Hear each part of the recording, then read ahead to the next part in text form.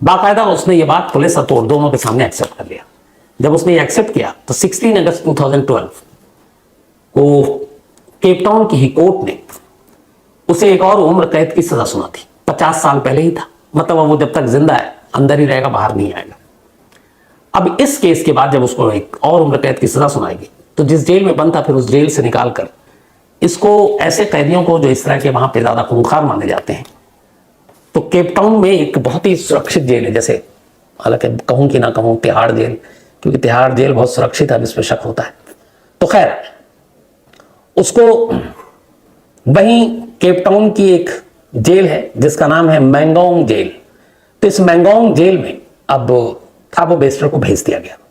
मैंगोंग jail की खासियत यह कि साउथ अफ्रीका के वन ऑफ द मतलब मोस्ट सिक्योर जेल में से इसकी गिनती होती है, और उसकी एक वजह है, लोकल जो जेल में लोग स्टाफ हैं उनके ऊपर करप्शन के इल्जाम लगते रहते हैं, जैसे हमारे यहाँ भी लगता है। तिहाड़ जेल के ऑफिशियल 84 के ऊपर तो केस है, तो इसीलिए इस मैंगोंग जेल को बाकी साउथ अफ्रीका की जेल से इसलिए अलग माना जाता है क्योंकि इस जेल की जो सिक्योरिटी है, वो सिक्योरिटी जो है एक ब्रिटिश सिक्योरिटी कंपनी है G4S, उसके हवाले, यानी ब्रिटिश सिक्योरिटी कंपनी G4S इस पूरे जेल की सुरक्षा की जिम्मेदार है, वही इसकी जिम्मेदारी उठाती है, बदले में सरकार उसे पैसे देती है। तो अब इसी मैंगोंग जेल में बेस्टर को लाकर शिफ्ट कर दिया गया 2012 में। 10 साल बीत गए, बेस्टर की कहानी खत्म, कोई कुछ नहीं, वो अपनी पूरी जिंदगी अब बस गुजरने का इंतजार कर रहा क्योंकि जेल से बाहर आना नहीं है। 10 साल बीत गए, 2022 आ गया, पिछला साल 3 मई की तारीख थी, इत्तेफाक से अगले हफ्ते 3 मई आ जाएगी। तो 2022, 10 साल हो गए हैं बेस्टर को जेल में। जेल के अंदर उसका बड़ा अच्छा व्यवहार, बड़ा कैदियों से, जेल ऑफिशियल से मिलनसार, बड़ा अच्छे से मिलता। शायद उसे उम्मीद थी कि अब वो कभी बाहर तो आएगा नहीं, तो उसके पूरे बर्ताव में भी अब बहुत सारी तब्दीली आ गई थी।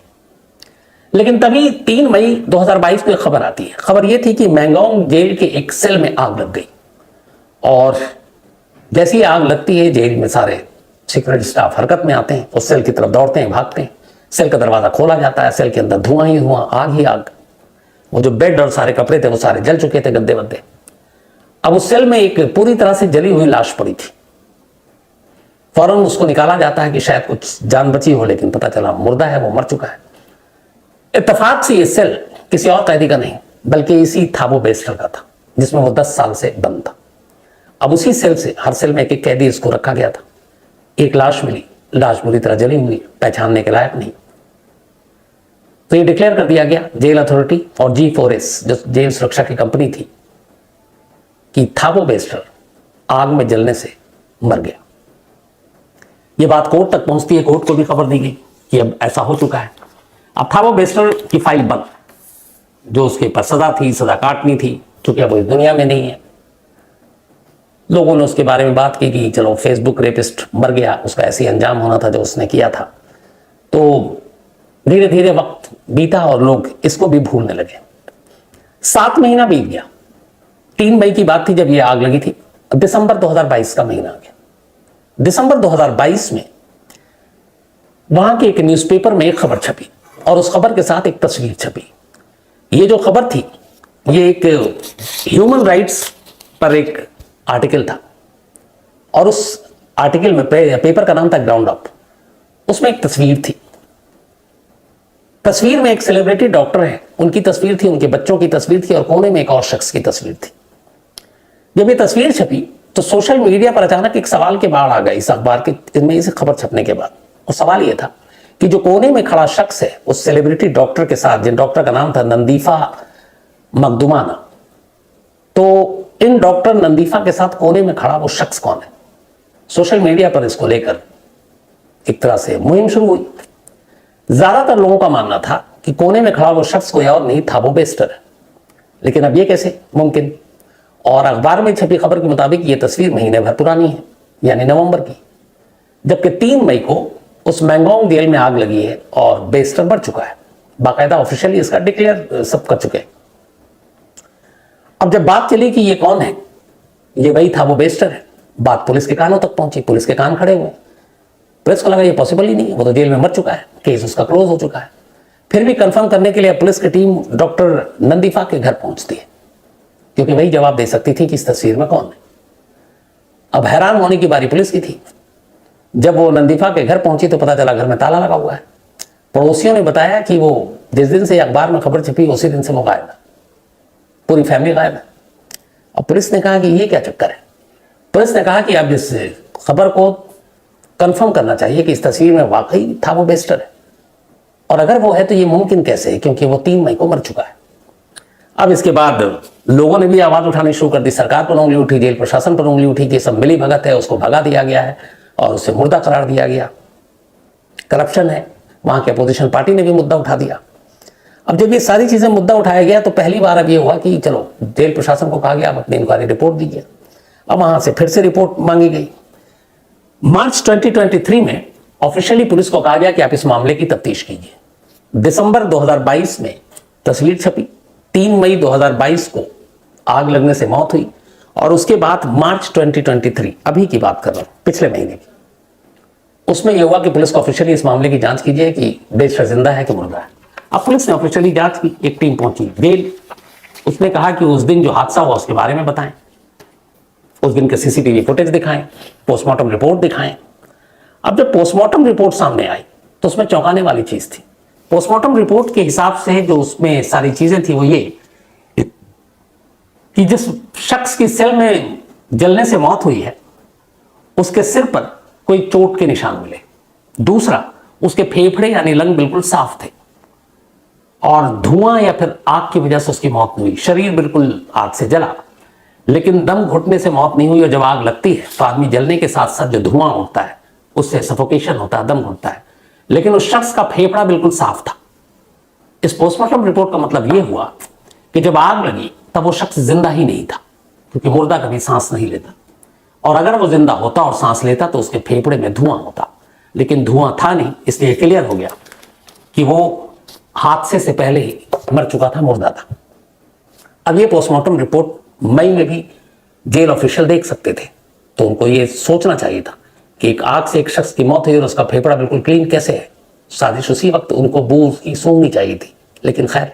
अब पोस्टमार्टम रिपोर्ट आई, पुलिस ने कहा सीसीटीवी कैमरा दिखाओ, तो पता चला जिस सेल में थाबो बेस्टर रहता था बस उसी सेल को कवर करने वाला कैमरा जो है वो खराब था 3 मई 2022 को, ताकि पूरे जेल का जो सिस्टम था वो सही काम कर रहा था। अब G4S की सिक्योरिटी थी, नामचीन कंपनी, उसके साथ पे धब्बा लगने जा रहा है। तो लेकिन ये कि वो जेल में अगर ये आग लगी तो वो कौन था और ये शख्स कौन था, पुलिस ने इसके आगे की जांच की। पोस्टमार्टम रिपोर्ट सामने, सीसीटीवी फुटेज है नहीं, तो अब बाकी क्या।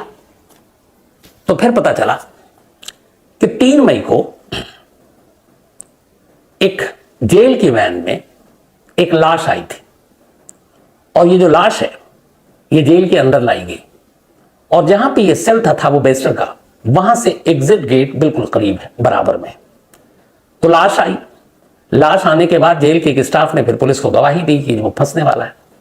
उसने कहा कि उस लाश को थाबो बेस्टर के कपड़े पहनाए गए, उसके सेल में लाया गया, और थाबो बेस्टर को जेल ऑफिसर का कपड़ा पहनाया गया, और उसको उसी एग्जिट गेट से उस जेल की वैन में बिठा दिया गया, और वो वहां से निकल गया। और ये सब कुछ जेल के कुछ स्टाफ की मिली भगत से हुआ, जिथे उसने जो लाखों डॉलर उसने लूटे थे मॉडलों से, वो रखा हुआ था उस लालच में कि हम तुमको बाहर निकल कर इतने पैसे देंगे। तो कुछ जेल के ऑफिशियल, टॉप ऑफिशियल उससे मिले, उसके बाद उसे भगाने का इंतजाम किया, लेकिन यह था कि भागेगा तो फिर बात फैलेगी, फिर जेल स्टाफ पे उंगली उठेगी, तो ऐसा करें कि इसको भगा भी दें और कहीं कोई शक और सवाल भी ना हो। तो प्लानिंग ये हुई कि थाबो बेस्टर की जगह एक लाश को सेल में लाया जाए, उस लाश को जलाया जाए, और उस लाश को थाबो बेस्टर डिक्लेयर किया जाए। इस तरह से थाबो बेस्टर बाहर चला जाएगा, उसकी मौत की खबर दुनिया के सामने आएगी, थाबो बेस्टर का चैप्टर क्लोज हो जाएगा। और इसी साजिश के तहत बाहर से एक मुर्दा घर से एक लाश हुआ, शुक्र है यहां पे किसी का कत्ल नहीं किया, एक मुर्दा घर से एक लाश चोरी हुई। उस चोरी की लाश को एक जेल वैन तक पहुंचाया गया, जेल वैन गेट तक लेकर आई जेल के, और एक से जेल से उसको फिर सेल के अंदर डाला गया।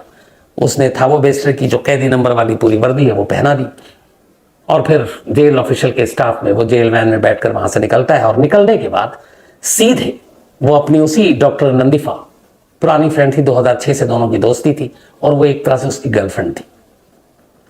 केप टाउन के एक बहुत ही पॉश इलाके में रहा करती थी डॉक्टर नंदीफा, स्किन की डॉक्टर थी, बहुत बड़े बड़े सेलिब्रिटीज की जो है वो डॉक्टर रही, तो उनका एक नाम था, अखबारों में तस्वीरें छपती थी। और इत्तेफाक से था वो बेस्टर की गर्लफ्रेंड 2006 से। तो जब वो जेल से भागा 2022 में तो सीधे नंदीफा के पास पहुंचा। किसी को चूंकि उसकी तलाश थी नहीं, उसकी तो मौत की खबर उड़ गई। वो आराम से उस पॉश एरिया में रहा, वहीं रहता रहा 7 महीने तक। लेकिन फिर उसके बाद अचानक एक खबर छपी और इत्तेफाक से जब फैमिली फोटोग्राफ्स हो रहा था तो उसे लगा था कि वो इस फोटो में नहीं है, वो किनारे में, सिर्फ फैमिली की फोटो आ रही है। लेकिन कैमरामैन ने गलती किया, सबसे अच्छा काम किया कि जब उसने क्लिक किया तो साइड में वो भी आ गया। बहुत सारी तस्वीरों में से जो रिपोर्टर थे और फोटोग्राफर, उन्होंने वही तस्वीर छाप दी। उसको देखकर लोगों का ध्यान गया और तब ये सच्चाई सामने आई। अब जब ये क्लियर हो गया तो जेल के बहुत सारे स्टाफ को बर्खास्त किया गया, उनके खिलाफ इंक्वायरी बैठी, वहां के पार्लियामेंट में यह मामला उठा, सरकार को घेरा गया। लेकिन अब यह था कि ये कहां है, था वो बेस्टर। अब उसकी तलाश शुरू हुई। पुलिस को पता चला कि कुछ दिन वो वहां से निकल के भागे, अलग अलग रहे फिर, लेकिन ये जानकारी मिली कि वो देश छोड़कर भाग चुका है और डॉक्टर नंदीफा उसके साथ। अब पुलिस ने इंटरपोल को अलर्ट किया। इंटरपोल के जरिए अब इन दोनों की तलाश शुरू की। तमाम अफ्रीकी देशों में एयरपोर्ट पर अलर्ट था और आखिरकार एक जानकारी मिली लास्ट में पुलिस को 7 अप्रैल 2023, इसी महीने 7 अप्रैल को, यानी लगभग 3 हफ्ते पहले इंटरपोल से जानकारी मिली कि थाबो बेस्टर और डॉक्टर नंदीफा ये दोनों तंजानिया एयरपोर्ट पर है और वहां से कहीं और भागने के फिराक में है। खबर मिलते ही इंटरपोल ने उन दोनों को रोक लिया क्योंकि पहले से अलर्ट थी। उसके बाद केप टाउन की पुलिस पहुंचती है, उनके हवाले किया जाता है और 7 अप्रैल 2023 को इस फेसबुक रेपिस्ट थाबो बेस्टर और उसके दोस्त डॉक्टर नंदीफा को गिरफ्तार कर वापस साउथ अफ्रीका लाया जाता है।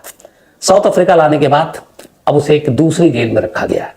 इंक्वायरी बैठी जा चुकी है, पूरी हो रही है कि और कौन कौन लोग इसमें इन्वॉल्व हैं, उससे भी पूछताछ हो रही है। और अब यह है कि 2 50 साल और 1 उम्र कैद तो पहले ही उसके हिस्से में। अब जेल तोड़कर भागना, साजिश रचना, एक लाश को आग के हवाले करना, और भी इतने जुर्म हो गए हैं कि अब एक और उम्र कैद या एक और 50 साल उसके हिस्से में आए तो हैरानी की बात नहीं होगी। लेकिन कानून चाहे कितने साल उसको और बढ़ाता रहे, है तो इंसान जिंदगी वही 50 60 70 80 90 100 साल, सेंचुरी जो मार लें वो खुशकिस्मत हैं, वरना एवरेज आप देखें तो बहुत कम है। तो इस वक्त उसकी उम्र करीब ऑलरेडी 36 साल के करीब हो चुकी है, 36 37, 50 भी अगर इसमें डाल देते हैं तो 87 80 85 होगी। इससे ऊपर फिर कहाँ जा पाएगा। तो बाकी खाना पूर्ति है और उम्र कैद और चीज़ें डालते रहें, लेकिन जो पहले ही उसको सजा है 50 साल की, शायद वही वो पूरी ना कर पाए। तो ये थी कहानी जेल में रची गई साजिश की। जेल में अक्सर जिंदा कैदियों को लाया जाता है, वहां एक मुर्दा लाया गया था ताकि एक जिंदा बाहर जा सके। तो कहानी में फिलहाल इतना ही।